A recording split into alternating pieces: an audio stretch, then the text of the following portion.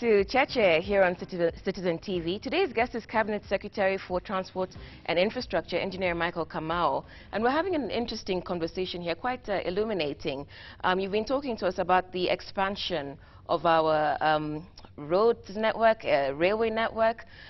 Before the break, you were talking to us about Turkana and accessing it through Lapset and the various railways that are planned. But of course, the question becomes, given that you're in charge of infrastructure, how equitable is it, the development of the infrastructure that we're seeing? There have been complaints that certain parts of the country are favored over others.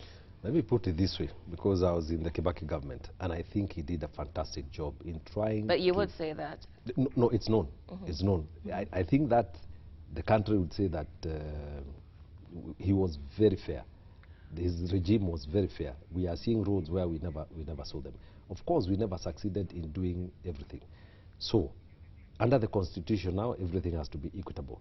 And I've always said the things I regretted most is to be unable to commission, for President Kibaki to be unable to commission the road from Garissa towards Wajir, which is coming on board, and which we are going to start next year. The road from Taveta, Mwatate to Taveta. This year we are going to commission that road, a very good connection. And of course, the other critical road is the road to Nadapal.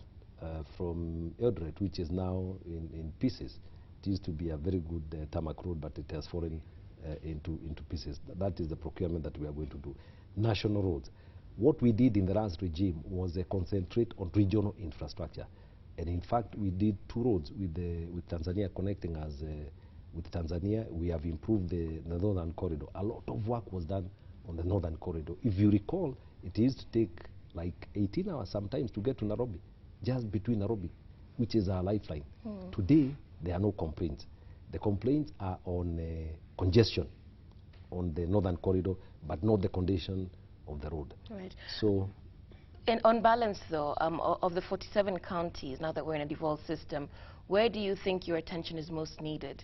I think from a national perspective, and of course the counties, we have devolved. We are going to devolve the roadworks into the counties. And I'll be appearing before the Committee of the National Assembly this weekend to tell them how we intend to split the roads between the national government and the county government. So part of it will be with the county government, so it will be their responsibility, how they use their money, how they develop their roads.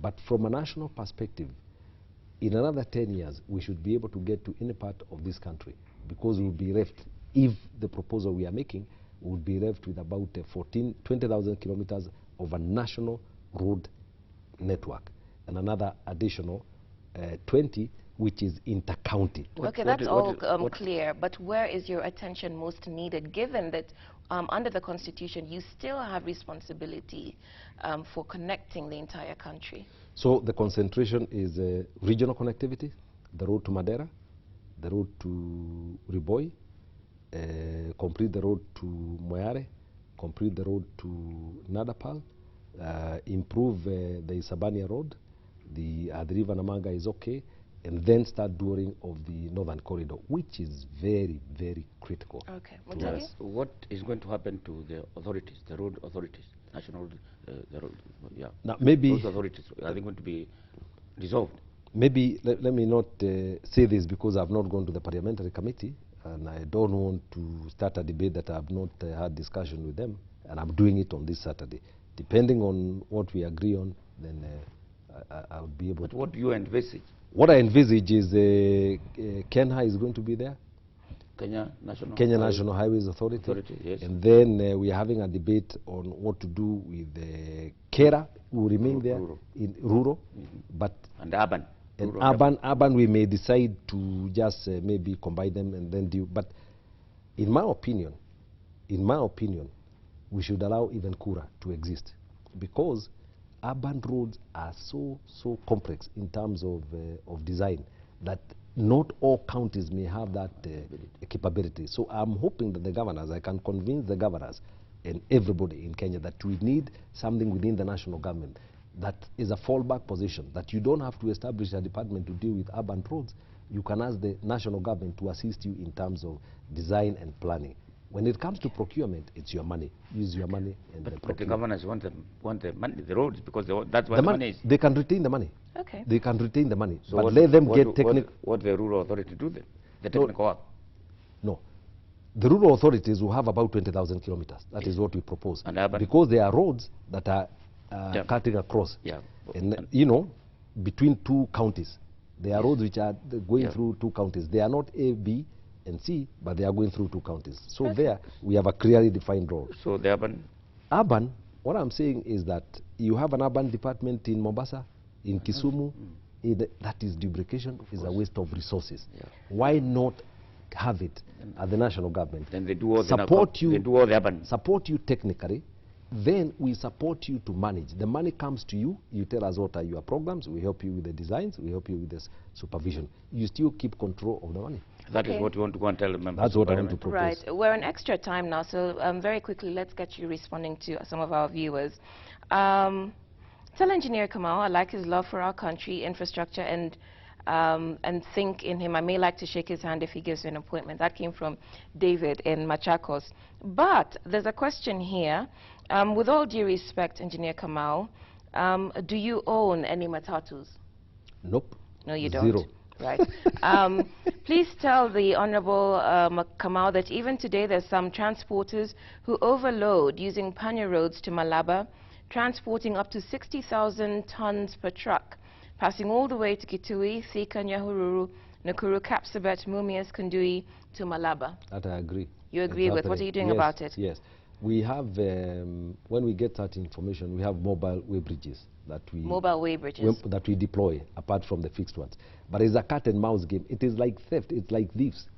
You block this window, they come through another. But you're on the case. We are on the essentially. Case. Yeah. Engineer, I'll only trust you when I see the matatus with safety belts. Right now, come to Zimmerman, to Kahawa West. You'll be surprised to see the impunity of matatus and the corruption of the police. They're picking money, the matatus, as if they are entitled to it. And there's another question, there was a similar comment from, I think, Richard in Kilimani, who was complaining about the station outside of the GSU on the Thika highway. What are you doing about that? Now, first of all, we got into a very unique situation where we required Kenya Bus to have a safety belt. Let me give an example. You are coming from a community and you want to drop at Serena, or from Serena to GPO. There are two stations, and you can board. And then you are supposed to wear a safety belt. That's the only place I saw in the whole world. Nobody wears safety belts in public transport in cities. So that was an anomaly. Clearly that was an anomaly. And that will not be a requirement for urban vehicles. The speed limit is 50. Even if you had an impact of 2 vehicles at 50, you are not likely to suffer any fatalities. So a combination of speed limits, and that is why we are saying we will go to those high capacity buses. You recall we spoke about them? So that is an issue. The issue of the bus stops, where they stop, I believe that is the obstruct is obstruction. I think that is an administrative issue where they should be removed. Is enforcement. By the police. By the police. You're right. This from Olwach in Magadi. Magadi Soda is the only company with a private railway line running from Magadi to Konza via Kajiado. What is the level of participation of Magadi Soda as far as the railway line standardization is concerned? They are not involved because we are still maintaining the meter gauge. RVR are still operating that line, and there's an agreement between them and Magadi Soda. So they will continue using the meter gauge to Konza and then down to Mombasa. Right. By the way, even with the standard gauge, RVR are still in business. I think someone is complaining about this. Imagine a matatu from Kangari carrying 21 passengers, traffic police who are near Thika town collecting money openly from drivers. Imagine this. Imagine 21 people from Kagare getting into a matatu that is supposed to carry 14 passengers. Look at it from the other way. How does a human being willingly subject himself to that kind of behavior? Again, actually, what are you going to do about that? Because in Uganda, if you go to Uganda, the matatu is supposed to carry 14 people. If you go there as 15th, the person who is there next gets out. So this is that's the habit they have. This is what we say that it is. You recall we say self-respect. I think has to come as an intrinsic part of our values. So grassroots, working with the grassroots, people themselves, the public, and then government on the other side. Let's go to the airport in Jomo Kenyatta, where the president was yesterday. Yes. What's the project there? The project is the second terminal. It's completely greenfield. It's called Greenfield. Well, we just called it greenfield because it is in an open field. Yeah. It's not like Terminal 4. You know, and this is why I think Mzee Jomo Kenyatta did a very sterling job. When he started JKIA, that time it was, I think, Embakasi. Embakasi Airport. Terminal 1, 2, and 3 with a capacity of 2.5 million passengers. And then President Kibaki started the Terminal 4, which unfortunately could not be completed in time for him to open, with another capacity of 2.5 million passengers. Now, the passengers in JKIA are now nearing 7 million. And they were being handled by an airport that has only got a capacity of 2.5 billion. So, big problem. Kenya Airways is expanding.